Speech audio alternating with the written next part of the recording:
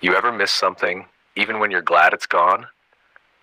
I never thought I'd say this, but after we moved out, part of me missed Clark.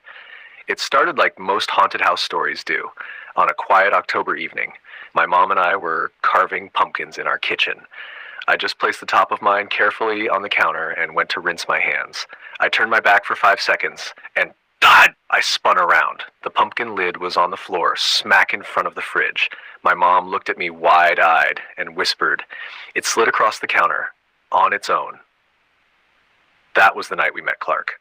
Clark wasn't evil. In fact, for years, he was just there. He'd move things, knock books off shelves, but I play harmless pranks. My mom and I never felt scared, just watched. We kept it between us for the most part, joking, "Oh, Clark's being moody today," whenever something shifted or lights flickered. But then, one afternoon, everything changed.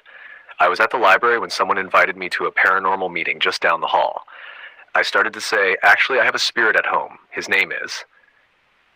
And then, nothing. My mind went blank. Completely blank. I couldn't remember Clark's name. Not at all. It was like someone took it from my head. Panic rising, I left. As soon as I stepped into the cold outside air, boom, Clark. His name came flooding back. I didn't go to that meeting, and I never talked about him with strangers again. Still, Clark didn't feel threatening. Once, when I couldn't find my keys, they turned up deep in the hall closet, somewhere I never would have put them. Maybe he was protecting me, but everything shifted the day I found the altar. I was a practicing witch then.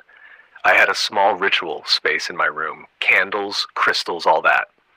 One evening I walked in and found a candle teetering dangerously on the table's edge, and lying right in the middle of my altar, a Hello Kitty doll, staring up at me, mocking me.